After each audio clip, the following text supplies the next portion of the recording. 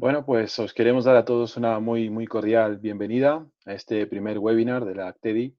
Es para nosotros un placer recibir a personas de toda España, también de Latinoamérica. Nos consta que hay muchas personas de Latinoamérica aquí y sois todos muy bienvenidos. Queremos hacer extensiva también la invitación pues, a todos aquellos que se quieran unir sobre la marcha, también se puede. Y como habéis visto, pues el programa que se ha preparado es un programa acorde a lo que está ocurriendo en el mundo. No queríamos caer en la redundancia de hablar pues más de lo mismo, de lo que ya se ha hablado, sino que nos queremos centrar un poco en los hallazgos de imagen dentro de la patología de la COVID-19 y también sus posibles complicaciones que puedan haber. Así que, bueno, esperamos que el programa sea del gusto de todos vosotros. Tenemos también que agradecer muchísimo la colaboración de SEGRA en la difusión de este evento y, por supuesto, pues todos los voluntarios que están participando para que esto funcione y principalmente pues a quienes van a ser nuestros ponentes hoy día. También queremos invitar a todos los presentes a que si tienen ganas de preguntar algo en algún momento dado, utilicen el chat para poder hacer las preguntas que consideren oportunas en el momento que sea oportuno y al final de la sesión, la última parte de la sesión incluye preguntas y discusión que nos permitirá pues escuchar parte de esas preguntas que podáis hacer por escrito en el chat. También os pediríamos, por favor, que a la medida de lo posible desactivéis el vídeo de la pantalla, tanto por la ley de protección de datos aquí en España, como también pues, para que el funcionamiento del vídeo que quede grabado de la reunión pues, sea mejor. Así que vamos a empezar ya con nuestro primer ponente. Si os parece, vamos presentando uno por uno a medida que se vayan presentando. Veremos de medicina nuclear, radiología convencional, TCE, resonancia magnética, y iremos pues presentando uno a uno a medida que vaya acabando cada una de las presentaciones. Vamos a empezar por el principio, escuchando cuál es el aporte dentro de la patología de la COVID de la medicina nuclear. Y quien lo presentará será nuestro compañero Alberto Mas, que es técnico en imagen para el diagnóstico y medicina nuclear del Hospital Universitario Vall d'Hebron de Barcelona. Así que escuchamos atentamente la presentación de Albert. Adelante, Albert. Hola, buenas tardes y gracias a la organización. Yo voy a hablar del aporte de la medicina nuclear en estos pacientes con COVID. La verdad es que la medicina nuclear ha quedado bastante en segunda línea en este proceso. Voy a ser breve y hablaremos de las pruebas que pueden aportar alguna cosita. Básicamente, la prueba que más se está realizando a los pacientes con COVID es la gamografía pulmonar para descartar TEP. Después también se puede hacer PET-TC con FDG, que hablaremos de lo que puede aportar, y como otras pruebas que podrían aportar algo, lo que realmente más como anécdota que como rutina clínica, podría ser un renograma con MAC3 para valorar esa pérdida de función renal asociada a la COVID. Bueno, empezamos por la gamografía pulmonar. La gamografía pulmonar es una prueba que nos sirve para diagnosticar TEP, igual que el angiotac, ¿vale? Compiten un poquito en este diagnóstico.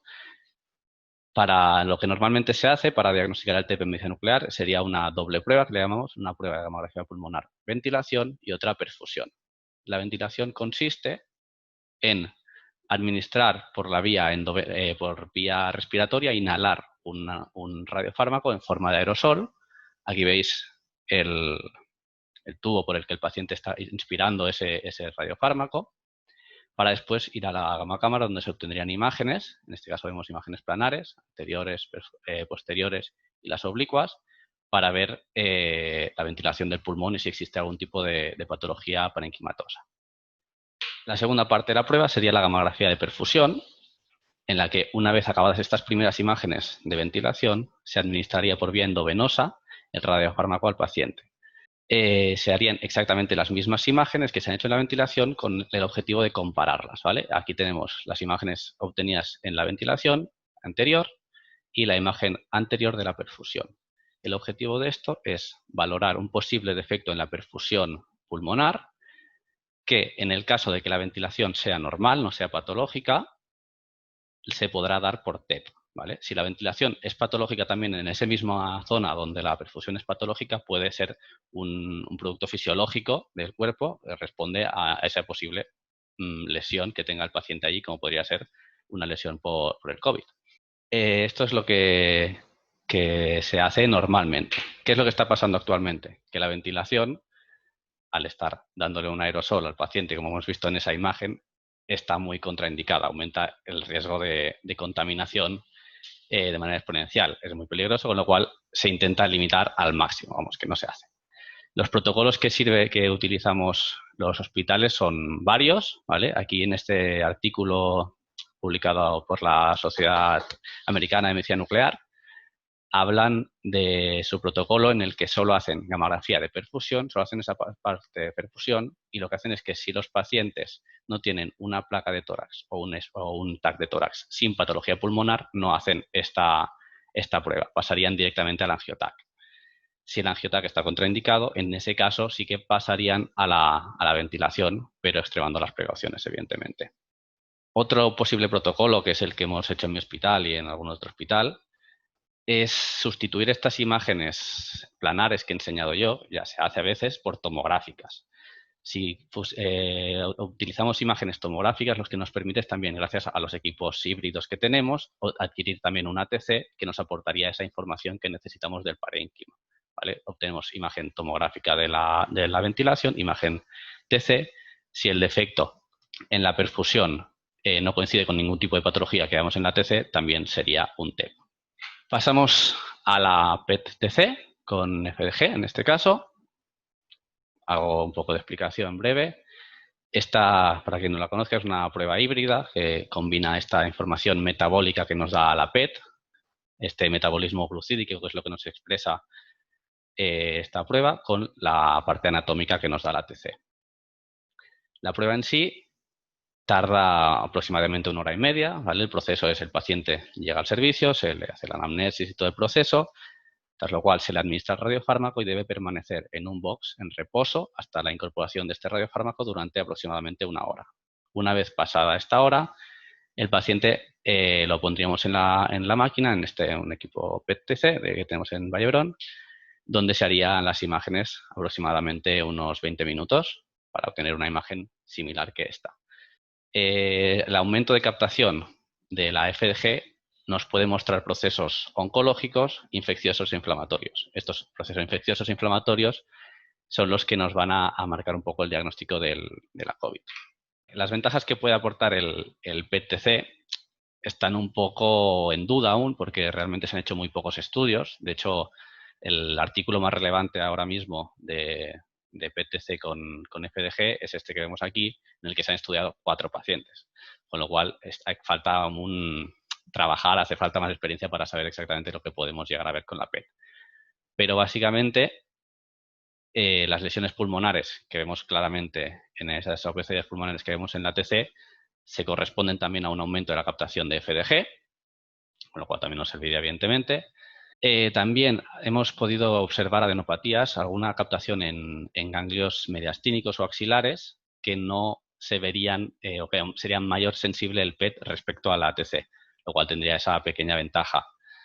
Otra ventaja importante, que como digo falta estudiar para aclarar bien, sería un posible valor pronóstico. En este estudio dicen que esos pacientes cuyas lesiones pulmonares captan más FDG, tienen un mayor SUB, después tienen un tiempo de recuperación mayor. Es decir, el paciente que capta más esa lesión capta más FDG, tarda más en recuperarse, pasa más tiempo ingresado en la UCI que el paciente que capta menos, lo cual le da este posible valor pronóstico. ¿Por qué se han hecho tan pocas PETs? Básicamente porque está también contraindicado. En este caso, no aporta mucho más que la TC, pero en cambio el tiempo es completamente distinto, ¿vale? Estamos hablando de una prueba de 1 hora y media. Ya la Sociedad Europea de Medicina Nuclear, en esta carta que envió, ya dijo que eso es el tanto tiempo en el servicio de medicina nuclear aumenta el riesgo de contaminación del virus, con lo cual, a ser posible, siempre se hará por TC. Otros motivos evidentes serán la poca disponibilidad de estos equipos PET. Hay muchos, muy pocos respecto sobre todo a la TC, que está en todos lados, y el elevado coste y complejidad de la prueba. Por último, para acabar ya, este es un caso un poquito, como os he dicho antes, bastante aislado, ya más como anécdota, que es una de las posibles nuevas funciones que podríamos estar viendo, Este es un caso real de un renograma con MAC3 que se hizo en mi hospital, en el que un paciente con COVID que estuvo ingresado en la UCI con fallo multisistémico, están reportados bastantes casos de necrosis tubular aguda, y en este caso este paciente no mejoraba y le pidieron un seguimiento con este renograma. En el renograma lo que vemos es la eliminación, la incorporación. Aquí en esta fase dinámica vemos que primero se incorpora el fármaco a los riñones y después cómo se va, en teoría, eliminando. En esta curva de actividad-tiempo vemos que no se elimina, va en aumento todo el rato debido a esa necrosis tubular. Por eso digo que las aplicaciones aún queda por ver estas secuelas que ha dejado, cómo se van a estudiar. Y eso es todo. Muchas gracias. Muchas gracias, Albert, por tu buena y documentada presentación, también por atenerte al tiempo, que es una cosa que está pactada y en este evento para nosotros es importante también respetar estas normas. Muchas gracias, Albert. ¿Ha surgido alguna pregunta a medida que hacías la explicación? La atenderemos al final en la ronda de preguntas. Bueno, si bien la medicina nuclear tiene sus aplicaciones, como vemos, sobre todo en las complicaciones o quizás en secuelas de la enfermedad, la radiología convencional ha tenido un papel protagónico y es para nosotros un gusto enorme poder recibir a José Rivas, que es técnico del CAP Sant Pere de Reus y que también trabaja en el IDI de Tarragona, quien presentará pues, las aplicaciones o el aporte de la radiología simple en el caso del diagnóstico por la COVID. Te escuchamos, José. Hola, buenas Ahora. noches. Muchas gracias por la invitación y bueno, espero que os interese mi presentación. A ver, la aportación de la radiología convencional, la verdad es que estamos hablando de tórax. Lo que hemos hecho, lo que más hemos hecho estos días ha sido radiografías de tórax, ya sea en placas, en salas diagnósticas, en salas convencionales, como en portátiles. El número de portátiles, no sé ni decirlo, ha sido muchísimos. Hay una necesidad muy grande de esta placa. Empezamos por el principio, ¿vale? Antes que nada, adaptación. Adaptación porque hemos ido a trabajar a nuestros centros de trabajo y nos hemos encontrado que aunque parecía lo mismo, no lo era. Hemos visto que los pasillos estaban vacíos, que las puertas estaban cerradas, que no había acompañantes. Hemos sentido un miedo a trabajar bien, a la necesidad de no contagiarnos, de no contagiar al paciente, de no llevárnoslo a nuestra casa. En mi caso cambiaron los turnos, ¿no? Los turnos, hicimos turnos de 12 horas, se cerraron muchas salas, se dejó de hacer citación y claro, los grupos de trabajo eran mucho más reducidos, éramos menos técnicos, trabajando codo con codo. Había unos circuitos limpios, unos sucios. En el CAP, por ejemplo, solo hay una máquina. Pues había un vestidor que era para los pacientes respiratorios y otro para los trauma, que los seguía viendo, muchos menos, pero los había. Aprendes a trabajar manteniendo las distancias, no solo con el paciente, sino con tus compañeros, con las mascarillas, con los EPIs, porque los EPIs quizá en teoría sabíamos cómo usarlos, pero la primera vez que me puse uno tuvo su aquel. Tuvieron que ayudarme y además añadimos el problema de llevar un delantal de plomo encima, o sea que fue un poco complicado y un poco estresante. Añade la limpieza de las salas constante, ¿no? Además de hacer placas de tórax, hemos limpiado muchísimo, se tenía que hacer, era necesario. Hemos aumentado el número de portátiles. Y finalmente, cuando ibas a hacer los portátiles, que también hemos cambiado el modo de hacerlos porque trabajábamos en grupos de 2 para tener un apoyo y porque además si uno pues tocaba la máquina, tocaba el portátil, el otro podía dedicarse exclusivamente a tocar al paciente, a movilizarlo y al chasis o al detector. Claro, entrar en una habitación de un paciente no era lo mismo, eran pacientes aislados, pacientes que ven a 3 personas al día, uno de ellos eres tú con una máquina y todos vestidos de astronauta.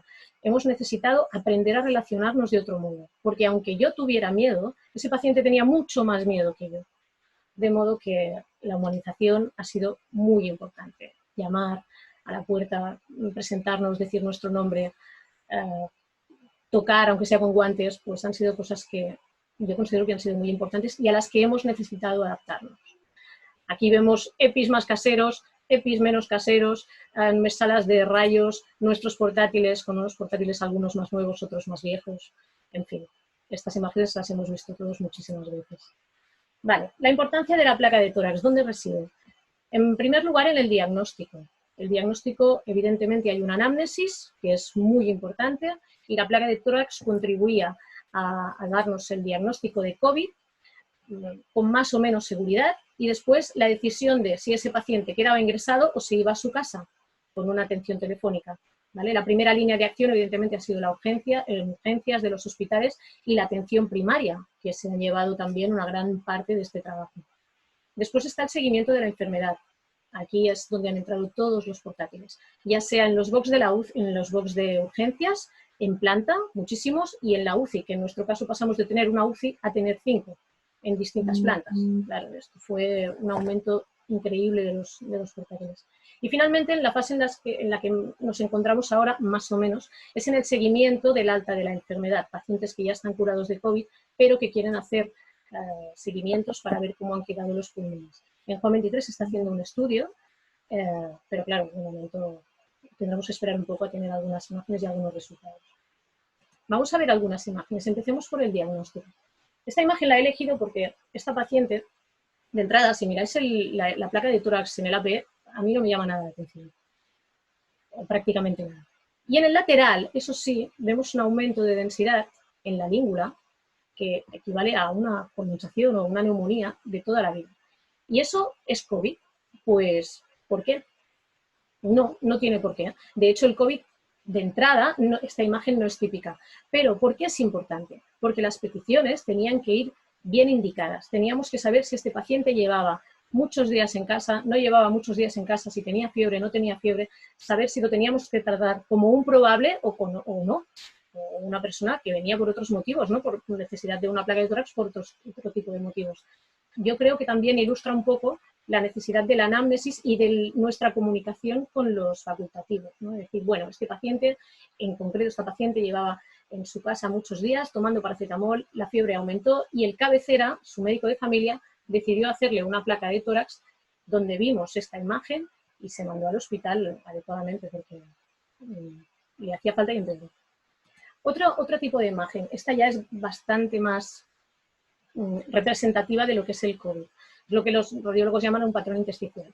Si veis el ilio derecho, ¿vale? Aquí lo tengo marcado, veis que hay unas imágenes que mis cabeceras, mis médicos de familia lo llaman, esta placa es una placa sucia. Claro, vemos muchas líneas. Básicamente, hablando rápido y mal, en una condensación típica, en una neumonía, el líquido se acumula en alvéolos. Aquí no se acumula en alvéolos, se acumula en las zonas intermedias, en el parénquima pulmonar, pero no en alvéolos. Entonces es cuando vemos todas estas líneas que aparecen. Sobre todo, pues aquí seguramente también, no lo vemos bien, pero en la silueta cardíaca, en el ápex cardíaco también lo vemos. Otra imagen que también vemos, pues se une el patrón intersticial con el alveolar, es decir, tenemos líquido en las zonas intermedias, pero también tenemos líquido en alveolos, generando estas típicas imágenes, pues ya focales, ¿no? Que son mucho más focales. Aquí quizá tendríamos otra, esto ya. La base derecha, la densidad de la base derecha no es la misma. Son imágenes que ayudaron al diagnóstico no solamente de COVID, sino de ingreso. Estas ya fueron directamente, vamos a ingresar a este paciente porque... Ahora lo que os enseñaré es el seguimiento de una paciente desde su día 1 hasta la actualidad. Esta paciente ya, la placa de entrada se hizo en sala convencional, hay un frente y un perfil, y ya no es una placa bonita, ya nos llama muchísimo la atención porque evidentemente vemos aquí una lesión, ¿vale? Vemos un aumento de densidad muy focalizado, pero luego si miramos el lóbulo superior izquierdo, aquí también tenemos un aumento de densidad, pero con otro patrón, ¿vale? Aquí también vemos la base, el aumento de densidad en base. Estas son imágenes típicas de los inicios del COVID, ¿no? De cómo se ve cuando un paciente aún no está en un estadio más grave. Esto es el día 1. Bien, pasamos al día 4.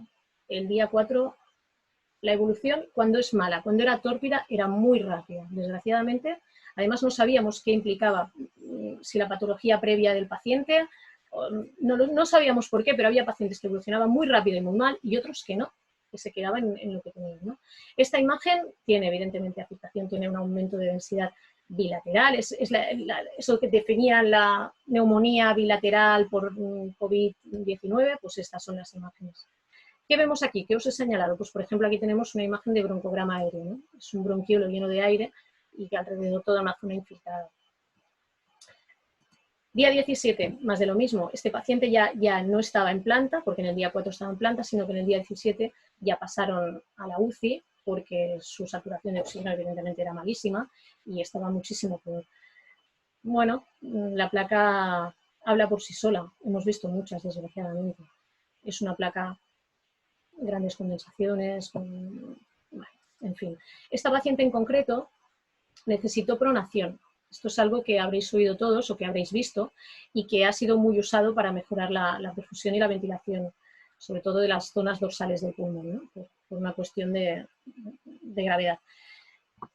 Nosotros, en nuestro centro, en pronación, no os puedo enseñar imágenes porque prácticamente no hicimos ninguna. Los médicos decidieron, y las enfermeras de las UCIs, decidieron que durante la pronación era bastante complicado hacer las placas, necesitábamos muchísima ayuda, sobre todo con los pacientes que tenían algo de sobrepeso o obesidad, y decidieron que simplemente se aplazaban las placas hasta tener el decúbito supino. Y en este caso, esta señora, después de su, no sé si es tercero o cuarto pronación, nos encontramos con esta imagen de la izquierda. En esta imagen se produjo un neumotórax. ¿Es algo típico del COVID? No, simplemente le pasó a esta señora. ¿Por qué? Pues según dicen, fue un barotrauma, es decir, la pronación y su propio peso generó este neumotórax, ¿vale? Un neumotórax y además esa tensión, es decir, si veis el mediastino, está totalmente desplazado hacia el lado izquierdo. Y eso, claro, conlleva un peligro, no solamente porque estamos colapsando los pulmones ya de por sí tocados, sino porque además, claro, puede haber una afectación. La cava tiene la longitud que tiene, ¿vale? Le pusieron un catéter, como podéis ver, en el ápex pulmonar y, bueno, funcionó muy bien. Estas placas tienen horas de diferencia, reaccionaron muy bien y, por suerte, esta señora, a día 54, aunque no es una placa bonita, no podríamos decir que esta señora está estupendamente, pero hay una mejoría, Sigue ingresada en la UCI después de 54 días, ahora ya son unos cuantos más, pero, bueno, vamos mejorando. Otro paciente, os enseño otro caso. Aquí. Este paciente os enseña la placa del día 1 y del día 38 en el que desgraciadamente falleció por COVID-19. En esta placa vemos si veis las bases, primero vemos una cardiomegalia, pero eso ya no tiene nada que ver, esto ya es patología de base del paciente, y vemos unas bases, ¿veis las bases pulmonares? Tienen un patrón feísimo, ves una densidad totalmente disminuida. Es una placa que evidentemente ya llama mucho la atención, teniendo en cuenta que se hizo en convencional, es decir, tú ves esto y ya dices, vale, este paciente tiene que quedarse ingresado. En el día 38, ¿qué vemos aquí? Pues sobre todo lo que más vemos, aparte de que empeora evidentemente, son los derrames pleurares. Es algo que hemos visto mucho en las evoluciones tórpidas de esta enfermedad. Claro, un pulmón lleno de líquido, evidentemente muchos de ellos acababan con derrames pleurares. Y esto nos lleva a una última imagen de este apartado, que es el patrón de vidrio deslustrado, que lo he oído tanto, y no deja de ser, pues, bueno, una afectación masiva de ambos pulmones, con líquido, en fin. De hecho, le comenté a mi compañera radióloga, a Marta, le pregunté, oye, esta imagen que veo aquí, ¿qué es esta imagen? Porque me llama muchísimo la atención. Y me dijo, pues esta imagen, en principio, es la silueta cardíaca. Y pensé, madre mía, si no sé distinguir la silueta cardíaca en una placa de tórax, vamos muy mal. ¿Qué más? Esto ya es el seguimiento, el alta. ¿Qué vamos a ver? Desgraciadamente, ¿qué vamos a ver en las personas que ya han sido dadas de alta de la COVID-19? Esta persona, un joven, tenía la neumonía bilateral típica. Esta persona no, esta persona es una placa totalmente normal.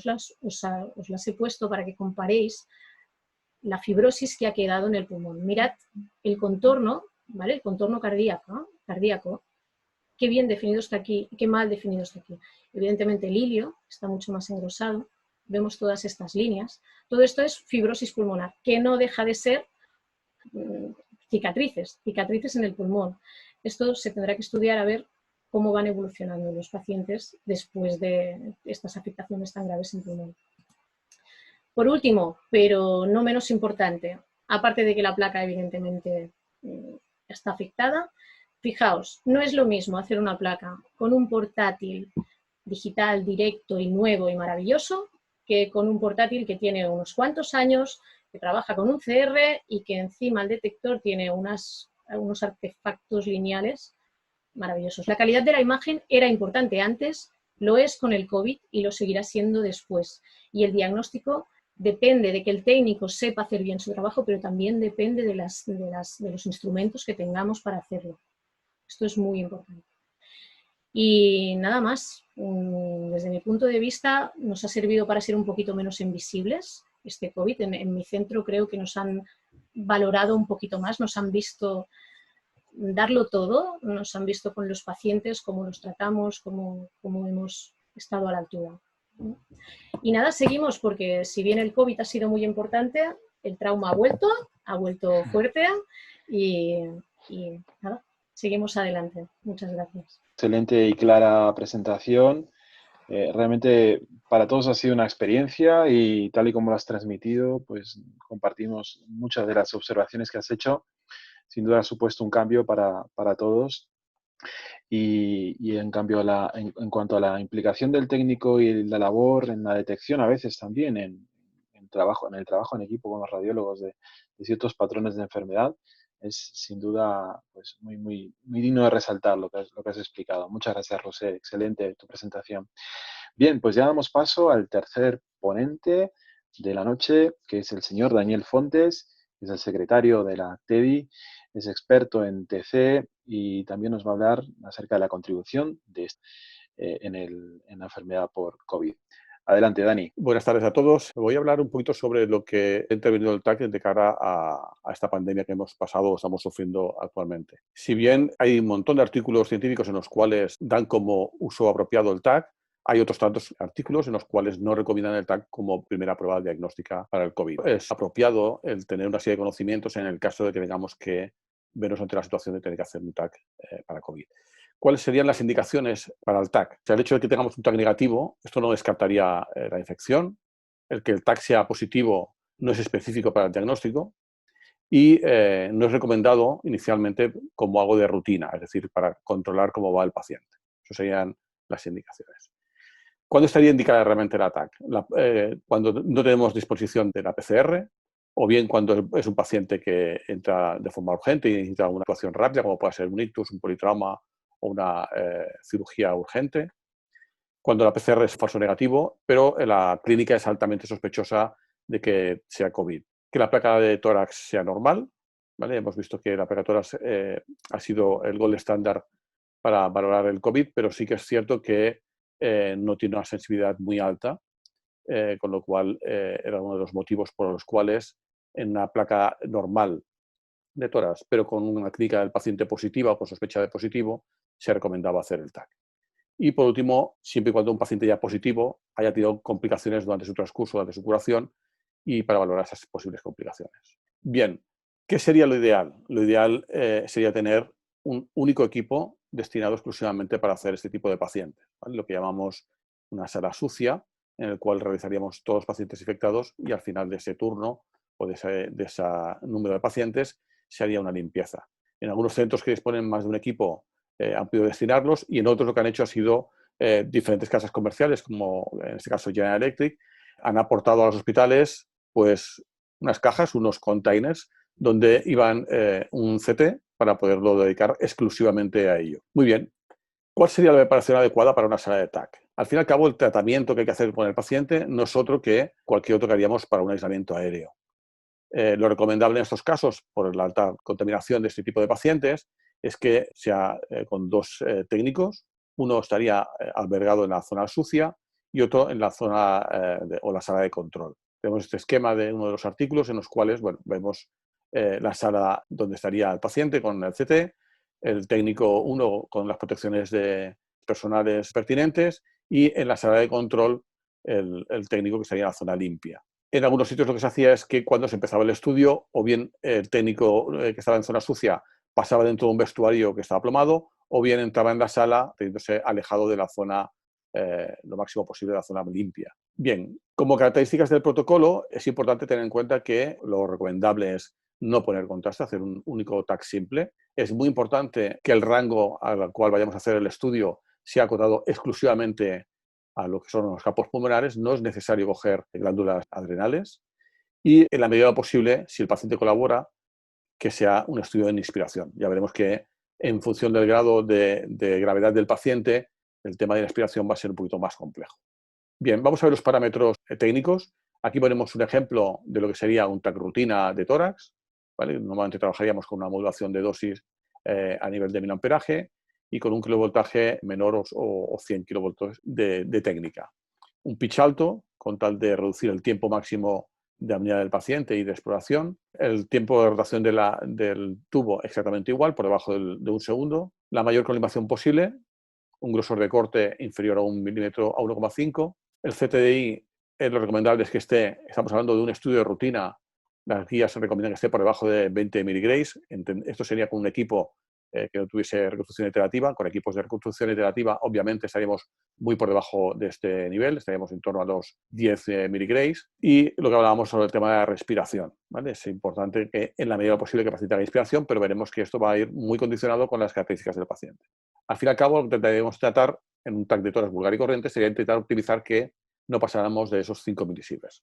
Ese sería el estudio de rutina. Si bien el que recomendaríamos sería un estudio de baja dosis. La baja dosis estaríamos hablando de una modulación de miliamperaje fija, entre 20 y 40 miliamperios, con un kilovoltaje fijo de 120 kilos, un pitch alto, mayor de 1, una rotación muy baja, colimación grande, grosor de corte igual que en el estándar, y el CTDI, fijaros que realmente hemos reducido bastante, deberíamos estar por debajo de 3 miligrays. Poca cosa más respecto a lo que es el protocolo. La intención sería intentar reducir lo máximo posible de dosis, siempre y cuando además la imagen sea suficientemente diagnóstica para que podamos hacer, el radiólogo pueda llegar a poder hacer una lectura correcta.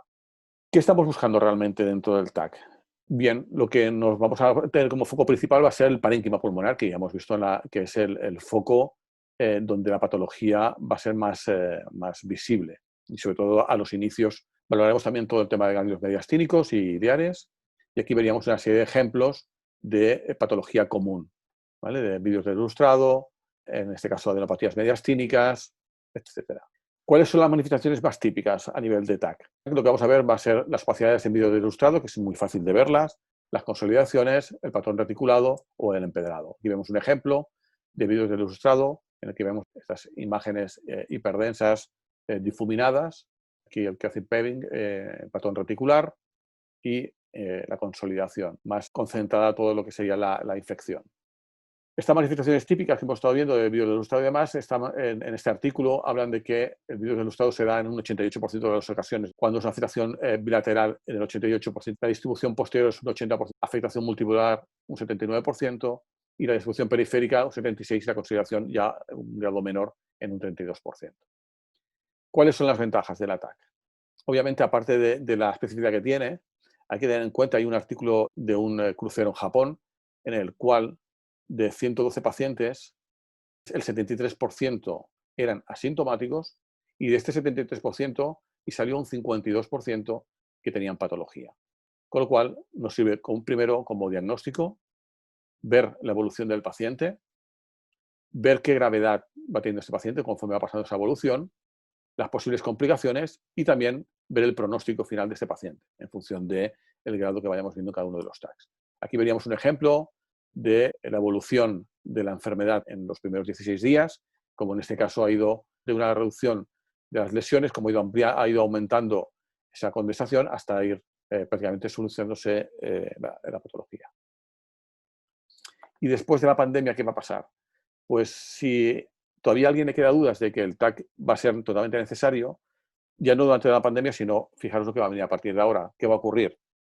A fecha de la semana pasada hay 3.179 estudios clínicos para ver qué secuelas van a poder quedar a nivel del parénquima. Obviamente estos 3.000 estudios no tienen que tener imagen, pero probablemente un porcentaje muy elevado de ellos van a llevar imagen y sobre todo va a ser probablemente el ATAC, que es mucho más sensible de cara a poder valorar el parénquima pulmonar. Muchas gracias. Pues muchísimas gracias, Dani, a ti por tu excelente y clara presentación, como ya nos tienes acostumbrados, y creo que ha sido muy instructiva también, muy clara, son puntos para llevarse a casa, ¿no? Puntos para poder aplicar. Muchísimas gracias, Dani, por tu Gracias a excelente vosotros. trabajo. Muy bien, Pues nos queda el último ponente y después ya haremos todas las preguntitas que habéis estado mandando, que nos va súper bien que hagáis preguntas porque así se enriquece un poco también la discusión. Uno a veces cuando hace una presentación piensa en algo, pero igual pues pueden surgir dudas y está muy bien que nos animemos a preguntar. Vale, la última ponencia es en relación a la aportación que puede hacer la resonancia magnética en el entorno de los pacientes con COVID. La presentará nuestro amigo y compañero Jordi Font, que trabaja en el IDI de Bellvitge, el Hospital de Barcelona, y también es el editor en jefe de la revista Imagen Diagnóstica. Así que, Jordi, todo tuyo, adelante. Hola, merci Rodrigo, gracias. Buenas noches a todos, buenas noches a tothom. ¿Qué vamos a ver ahora? La idea es bueno, ver un poco el papel que ha tenido la resonancia magnética en ese contexto, ¿no?, de pacientes positivos de COVID, ¿no? Ver a ver hasta qué punto pues, ha sido interesante, ¿no?, pues, hacer pacientes con ese tipo de patología a nivel de imagen, ¿no? Entonces, para situarnos un poco, hemos de entender y hemos de saber que esos virus respiratorios, incluyendo los casos de COVID, ¿no?, tienen una capacidad bastante importante de acabar difundiendo el sistema nervioso central, ¿no? Entonces, no simplemente desencadenar la patología, sino también puede agravarla, ¿vale?, complicándola y demás. Entonces, en ese contexto de ese tipo de complicaciones que puede generar el COVID, ¿qué papel tiene la resonancia? Es decir, ¿qué nos puede aportar o qué puede ayudar, en ese caso, al radiólogo a poder pues, valorar si algún paciente presenta algún tipo de complicación? Pues bueno, en base a que la resonancia es la técnica que es, ¿vale? También nos tenemos que hacer la pregunta quizá de que si un paciente entra por el hospital y es candidato a ser positivo de COVID, si realmente la resonancia magnética sería la primera opción, ¿vale? Seguramente, yo pienso que todos coincidiremos de que no será así, no será la primera opción. Como hemos visto, hay diferentes modalidades que aportan más información que una resonancia como primera opción, ¿de acuerdo? Entonces, ¿cuándo nos van a solicitar una resonancia magnética? Pues evidentemente nos lo van a solicitar siempre y cuando el paciente pueda presentar algún tipo de síntomas neurológicos, ¿vale? Aquí eso pues un poco en detalle los más comunes, ¿vale? Entonces, si el paciente ingresado y positivo de COVID presenta ese tipo de síntomas, posiblemente, tampoco siempre, pero posiblemente acabe siendo candidato a hacerse una resonancia magnética, ¿de acuerdo? Bien, entonces, a nivel de imagen, ¿qué podremos ver o qué manifestaciones podremos ver en cuanto a imagen? Pues se han visto también, quizá esto vaya cambiando seguramente en función de que vayan pasando los días, porque sí que se asocian a veces un poco, veremos unos casos de patologías a pacientes positivos de COVID, pero hay que cogerlo quizá con un poco en pinzas, porque está quizá todo muy verde todavía y hay que dejarlo madurar, ¿de acuerdo? Entonces, veremos luego unos casos, ¿vale? Pero a nivel general sí que podemos ver o sí que se han visto pacientes positivos de COVID que han acabado haciendo lesiones, tanto sustancia blanca como sustancia gris, ¿vale? Han acabado también haciendo procesos de encefalitis, ¿vale? Y quizá lo más evidente o quizá lo que más nos ha sonado es que estos pacientes, debido al contexto que tienen, ya de por sí son candidatos ¿no?, a padecer infartos o a desarrollar algún TEP, pues es lógico pensar que también puedan acabar haciendo lesiones vasculares, ¿de acuerdo? Donde básicamente nos moveríamos en ese contexto, ¿de acuerdo? A nivel de posibles patologías, a nivel de imagen. Entonces, para ver un poco en detalle, ¿vale? Casos en concreto, empezaremos con ese caso de una encefalitis, ¿de acuerdo? De un paciente positivo de COVID, ¿vale? Comentaros también que en este caso, pues sí, pues bien, pues es una encefalitis, además es hemorrágica, ¿vale? Pero solamente se publicó un caso referente o que haga referencia, digamos, a encefalitis hemorrágica en pacientes de COVID positivo. Además, este caso se publicó, se presentó como muy al principio de la pandemia, ¿vale? Entonces, ¿qué quiere decir eso?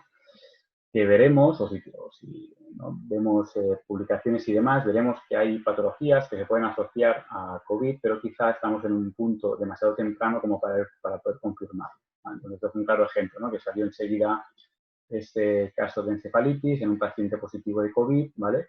Pero simplemente se presentó este caso, o se ha referenciado este caso, y hasta el día de hoy solamente ha sido uno, por lo cual significa que eso que los pacientes de COVID vayan a tener o a desarrollar encefalitis, pues posiblemente no, ¿de acuerdo? A menos a día de hoy que sepamos. También otro tipo de afectaciones que pueden presentar o que se pueden asociar a día de hoy, ¿vale? Es el caso de la DEM, esa enfermedad, ¿vale? Autoinmune que desarrolla ese proceso inflamatorio a nivel cerebral, ¿vale? La cual puede afectar a la mielina y con consecuencias sustancialmente, ¿de acuerdo? Pues también hay escritos, como vemos, que sí que pueden haber, sí que se pueden relacionar con pacientes de COVID positivo que acaben desarrollando este tipo de patología, pero quizá es muy arriesgado decir qué vinculación tienen, ¿no? Si es más o menor, sí que parece que sí, pero quizás estamos todavía en ese punto de que falta más investigación para acabar de confirmar esos casos y su relación con el COVID, ¿de acuerdo? Quizá lo que más parece que tenga relación a nivel de patología en pacientes de COVID son esas lesiones vasculares, ¿vale? Este tipo de pacientes. Como decíamos antes, este tipo de pacientes presentan más problemas o más opciones de padecer algún tipo de infarto o algún tipo de TEP. Entonces, es de pensar, o es lógico pensar que también puedan acabar desarrollando lesiones vasculares a nivel neurológico. Y sí que se ha visto, ¿no? Que parece ser, ¿no? Quizá no se puede confirmar, pero parece ser que sí que pueda tener alguna relación esas lesiones vasculares con pacientes de COVID positivo. ¿De acuerdo? Aquí vemos un caso de una lesión venosa profunda, ¿vale? Y como veis, una alta hemorragia se ve. Pero bueno, todo parece indicar que sí, pero yo creo que todavía no se pueden asegurar al 100%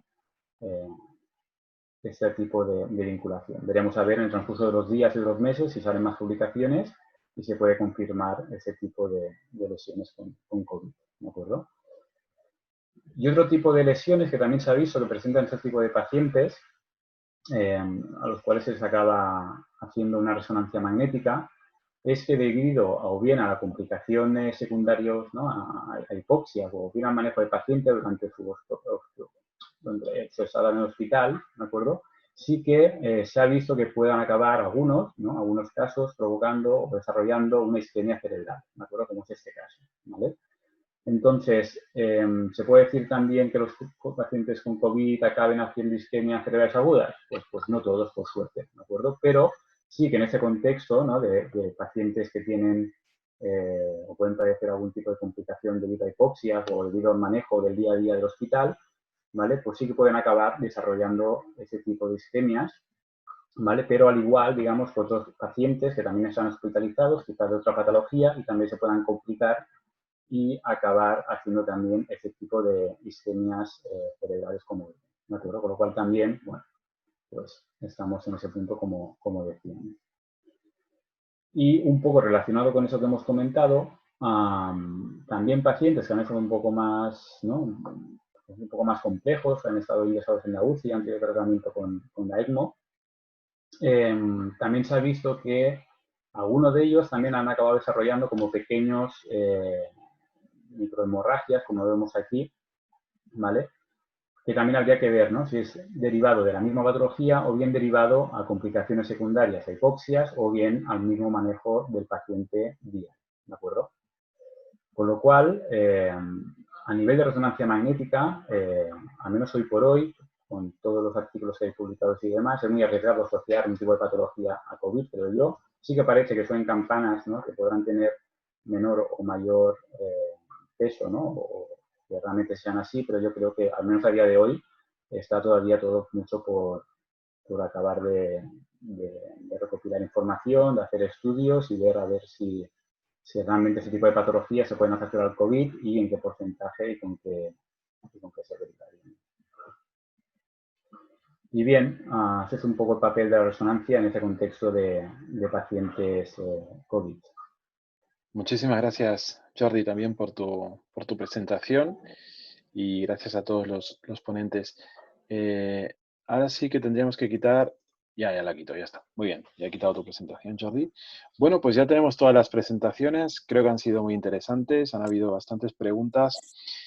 Algunas preguntas las analizaremos a continuación y la encargada será Eva Alfayate, que es la presidenta de la Sociedad Española de Graduados en Radiología, que es técnico y también es graduada en Radiología y va a moderar pues esta sesión de preguntas. Bueno, pues muchas gracias por la invitación a Actedi, a Rodrigo y bueno, pues a este componente de presentaciones que la verdad que es un lujo pues haceros llegar las preguntas muy interesantes que nos han ido llegando a través del chat, ¿no? Que nos dice que si el PET-CT, si deberíamos haber incluido el cerebro al hacer los PET-CT que se hayan hecho para ver la perfusión cerebral independientemente a la clínica por la que se haya pedido la exploración.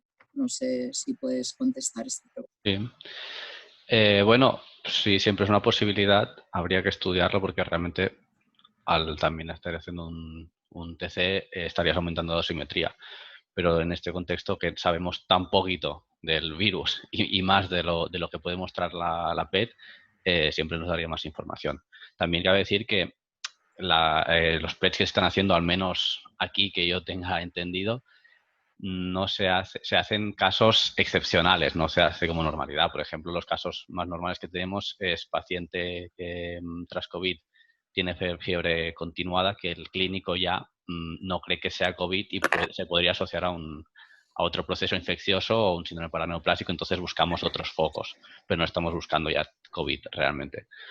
Con lo cual, sí, por más información se podría haber hecho, pero es que habrían sido muy pocos pacientes tampoco como para conseguir un volumen de pacientes suficientemente grandes como para saber algo realmente.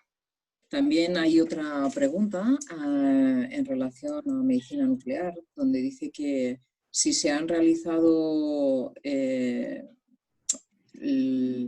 PET de ventilación en casos sospechosos o confirmados de COVID, pues por aquello del riesgo de la aerolización no viral, ¿no? Y el tema del contagio. Sí, vale.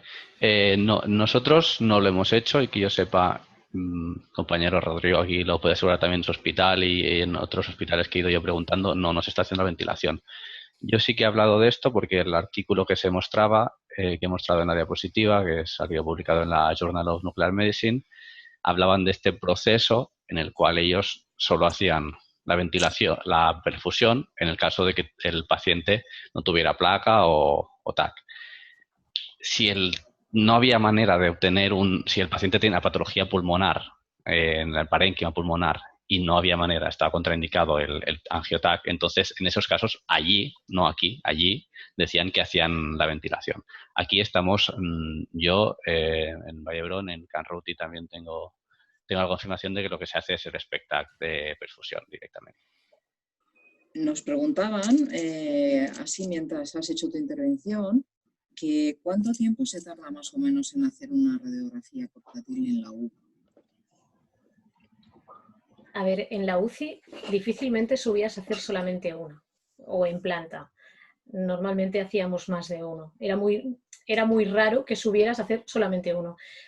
Era mucho rato, porque llegabas arriba, preparabas el portátil, te vestías, entrabas, ibas con el celador, porque a la UCI sí que no íbamos dos técnicos, ¿no? Procurábamos ir un técnico y un celador, porque se tenía que movilizar al paciente, ¿no? Son pacientes que la mayoría estaban intubados y sedados. Podrías tardar mucho rato. O sea, todo el proceso, desde que llegas al portátil hasta que sales y te quitas todo el EPI, no sé. Es que para uno, no sé si sí, lo habré hecho, pero 30 minutos mínimo, seguro. Que te dejen entrar en el box, claro, porque quizá están haciéndole alguna cosa al paciente en ese momento. Bueno, es mucho rato. Mucho rato. Sí. Me imagino que en algunas ocasiones has llegado al box y te has encontrado el paciente que estaba en pronación. Entonces, ¿la práctica era hacerle la radiografía así en prono o ayudabais en la supinación del paciente y se la hacíais en supinación. ¿Cómo ha sido tu experiencia en esto? En nuestro centro con eso tuvimos problemas, porque de entrada, claro, a mí se me dicen que tengo que hacer una placa en prono, yo la hago. El único problema es que necesitas más manos. Necesito enfermería, necesito celadores, a veces incluso puedo llegar a necesitar una grúa, de modo que los médicos de las UCIs, y sobre todo creo que fue más bien una presión de enfermería, decidieron que nosotros, cuando estuvieran en pronación, no se haría la placa hasta que el paciente se decidiera, por motivos médicos, evidentemente, que podría volver a decúbito supino. Entonces subíamos a hacerle la placa. Quizá hay alguna, pero en general en mi centro, en pronación no se han hecho placas, no se han hecho.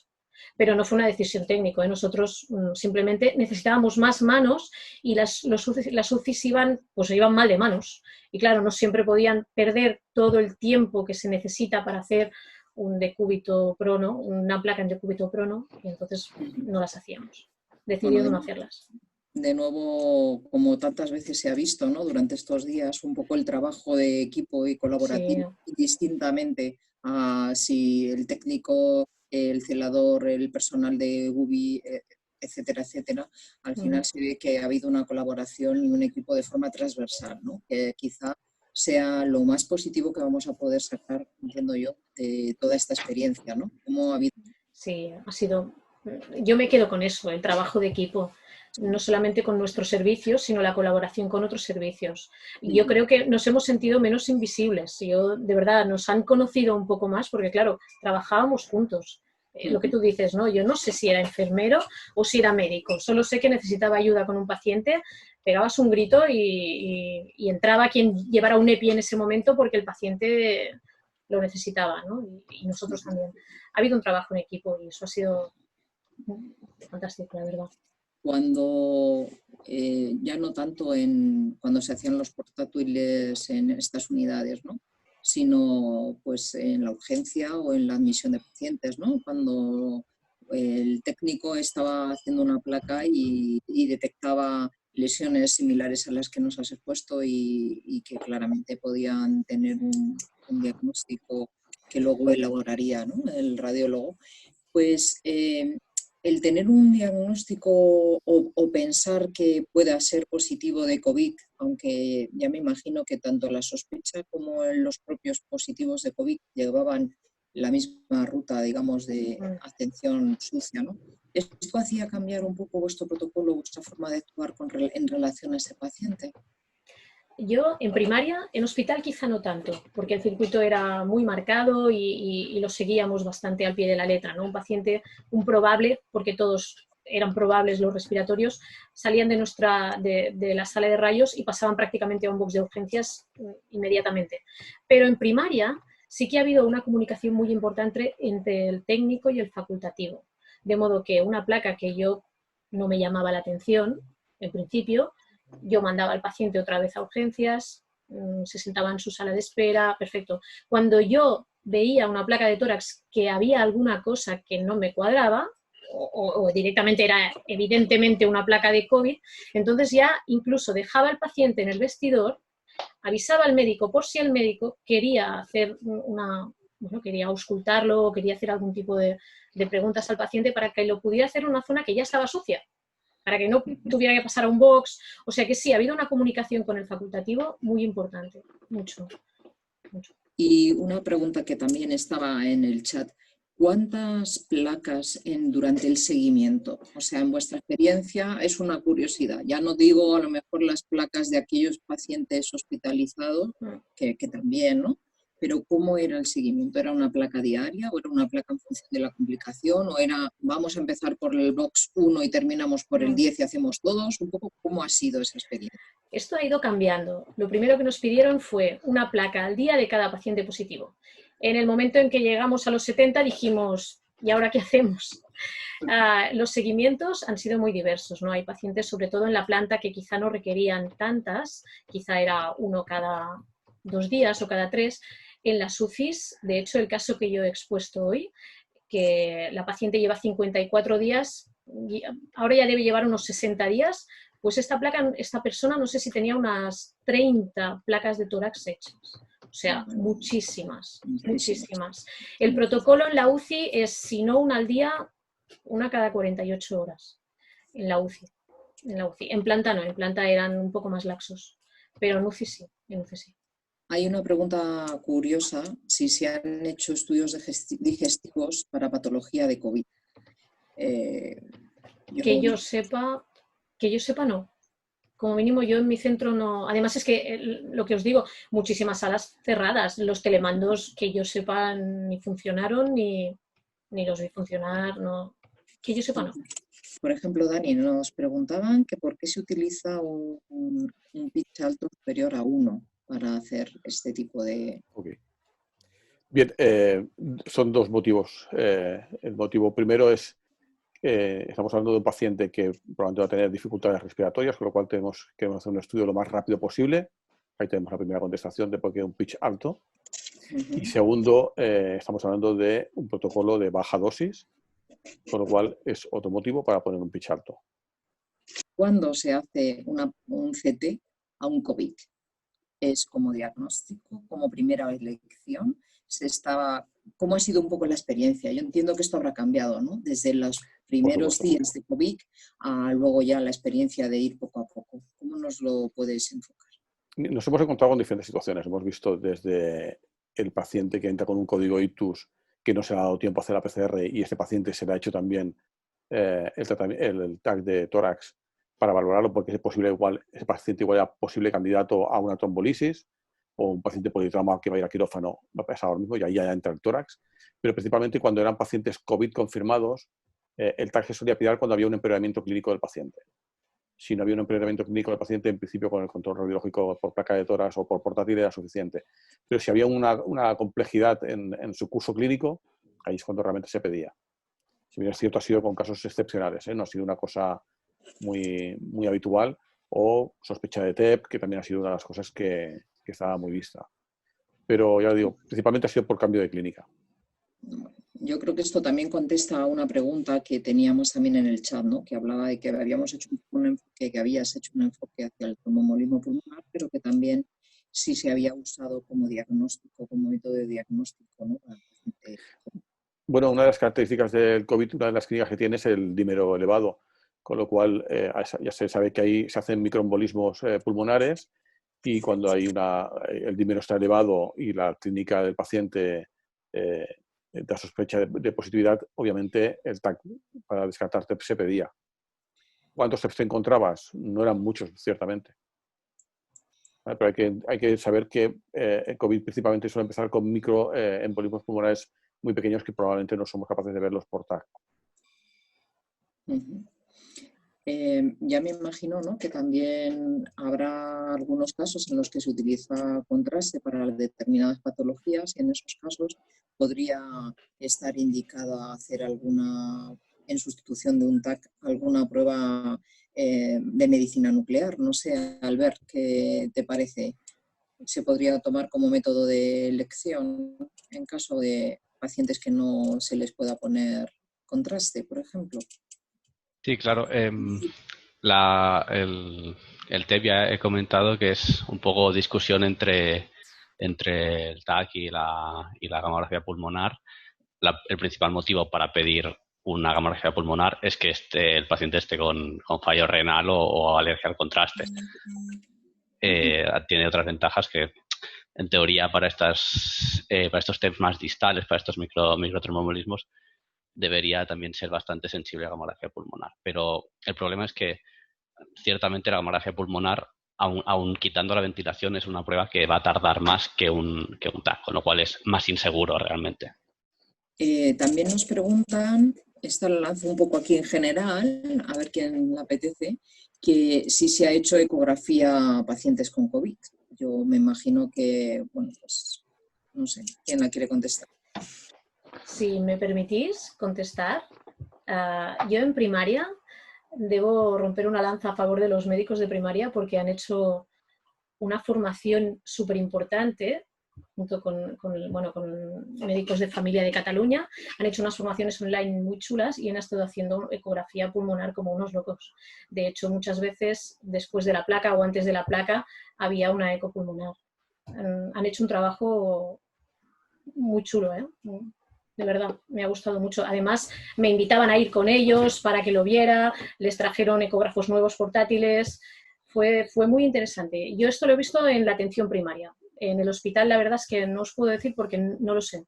No lo sé. No lo vi. Yo no lo llegué a ver. Creo que en la UCI sí que se hicieron algunas, pero en primaria y además con diagnóstico, o sea, como primer diagnóstico, es decir, vamos a ver, ¿hay COVID o no hay COVID? Venga, pues se hacía la eco. Sí, sí. No sé si Rodrigo Eva, quieres aportar algo. Sí, es una de las modalidades que estuvimos valorando para el webinar también, y a la persona que le pedimos que buscara información al respecto, no solamente no tenía demasiados datos cercanos, sino que también le costó un poco encontrar en la bibliografía, por lo cual acabamos descartando de momento esa posibilidad. Pero seguro que en algún momento se acaba encontrando alguna utilidad, o bien para el diagnóstico primario, como decía Rosé, o bien para la valoración de las complicaciones. Tengo por aquí una pregunta, Eva, que no la vas a ver tú porque me la han enviado a través del chat privado de Actedi. Es también para Rosé. Preguntan si en el caso de los pacientes pediátricos, si habéis hecho pacientes pediátricos COVID positivos y si el patrón o el comportamiento de la imagen en los pediátricos COVID positivos difiere de los adultos, o si habéis podido ver suficientes casos como para poder tener un criterio para responder a esto. Hemos hecho pacientes pediátricos probables. Las placas, la gran mayoría, por suerte, no nos dieron ningún patrón. Eso no quiere decir que no acabaran siendo PCRs positivos, ¿eh? Eso no lo sé. Quizá fueron COVID. Pero el número de placas que hemos hecho no ha sido muy elevado de pediatría, comparativamente con adultos. Y quizá hay alguna placa representativa, pero yo cuando estuve buscando no encontré, por eso no os he puesto. No ha sido muy representativo. Por suerte, la afectación en Tarragona ha sido baja y a nivel pediátrico todavía más, por suerte. O sea que no tengo experiencia. No he puesto ninguna imagen porque no la he encontrado. Para Jordi. A ver, hablan de la limpieza del tubo de la resonancia, me imagino del gantry, ¿no? ¿Cómo se ha procedido a hacer esa limpieza entre paciente y paciente, ¿no? Sí. Bueno, imagino que eso será una acción que hemos hecho todos, ¿no? Independientemente seamos de TAC, de la RESO, de portátil, de donde sea. Entonces, pues nada, pues igual que se ha hecho en el TAC o en las demás modalidades o técnicas, pues toallitas desinfectantes, ¿no? Utilizar productos pensados para este tipo de limpiezas y demás. Y se limpiaba pues entre paciente y paciente, evidentemente, y lo que en nuestro caso sí que se hizo, que se comentó con supervisión y dirección, y pensamos que fue una buena manera de dar un buen servicio, ¿no? Y no tener ese riesgo de poder contaminar a otros pacientes, es ajustar un poco las programaciones en estos días, o por los días de más boom tipo de COVID. Ahora parece que todo vuelva un poco más a la normalidad, pero se reajustaron un poco las agendas para tener un poco más de tiempo entre paciente y paciente, y así poder limpiar con más facilidad, si cabe, ¿no? la sala entre paciente y paciente. Hay otra pregunta que has hecho alusión a ello, ¿no? Al tema de la... en resonancia, bueno, hay pacientes que, bueno, uno de los síntomas era la anosmia, ¿no? Y entonces si nos preguntan si se ha hecho algún estudio de resonancia en relación con esto, o tú sabes, parece que hay algún pequeño artículo que se ha publicado y... Sí. Hay un artículo que corre por redes sociales, creo que es, ¿no? Que es como una afectación, ¿no? del nervio olfativo y demás. Yo, por lo que sé, hasta el día de hoy, ¿no? Que ese es el síntoma ese del Barré, ¿no? Del Guillain-Barré, ¿no? De esa afectación que hay. Sí que es verdad que el Guillain-Barré afecta sobre todo a los nervios periféricos, ¿no? De extremidades inferiores, cola de caballo, etcétera. Y por otro lado está el Miller-Fisher, creo que es, ¿vale? Que afecta más a paredes craneales. Entonces, la afectación, que sería quizá más, ¿no? a nivel de esa consulta que nos preguntan por el chat, es un tipo de diagnóstico que es más clínico, ¿vale? Entonces no suele ser mucho por imagen, ¿de acuerdo? Como mucho habría una captación fina, poco específica, pero sería bastante discutible ver si este tipo de afectación se ve por resonancia o no, ¿de acuerdo? Hay un caso, ¿no?, de Miller, que creo que se hace referencia a ese, ¿no?, la pregunta del chat, que se tendría que ver quizá con más detenimiento si lo es o no, o es algún posible neurinoma o un neurofibroma por la imagen que yo he visto, ¿vale? Pero eso yo sin meterme en un jardín ahora. Pero habría que verlo con más detenimiento ese caso. En cualquier caso, parece, no sé, que los síntomas como la anosmia es algo transitorio, ¿no? Que es algo que se ha recuperado, o sea, que no es una secuela persistente, que sería a lo mejor más fácil para su estudio, ¿no? Correcto, y bien es cierto que para estudiar el sistema olfativo, pues a lo mejor tendríamos que hablar de estudios con neuroimagen funcional, ¿no? Y no tanto con secuencias estructurales, ¿no? Exacto, que en ese caso yo pienso que quedaría un poco corta la imagen, ¿eh? Me imagino. Yo he visto el caso, pero habría que ver realmente si es eso o no se trata de otro tipo de patología. Pero bueno, sí que es verdad que... Y otro de los puntos también que a lo mejor la resonancia va a tomar cierto valor, ¿no?, será en aquellos pacientes que se ha producido esta hipoxia por la falta de ventilación, por sus problemas pulmonares, ¿no? Cómo ha ido evolucionando y cómo van a ser esas secuelas a lo largo del tiempo, ¿no? Y hasta ahora hemos hablado un poco más de aquellos hallazgos del diagnóstico, de lo que hemos hecho, ¿no? Pero yo creo que a partir de ahora lo que también tenemos que pensar, hablar y en lo que nos vamos a manejar es en el manejo de las secuelas que vamos a encontrarnos en todos estos pacientes, que tanto en aquellos que han estado, no digo asintomáticos, no, pero en aquellos que han tenido un paso por el COVID un poco más leve, como en aquellos que lo han tenido moderado o grave. No sé, Rodrigo, si quieres intervenir. Sí, en la línea de esto que comentas, en algunos hospitales se están creando incluso unidades especializadas en pacientes post-COVID para atender todo este tipo de secuelas y seguro que nos los encontraremos en nuestros servicios en breve.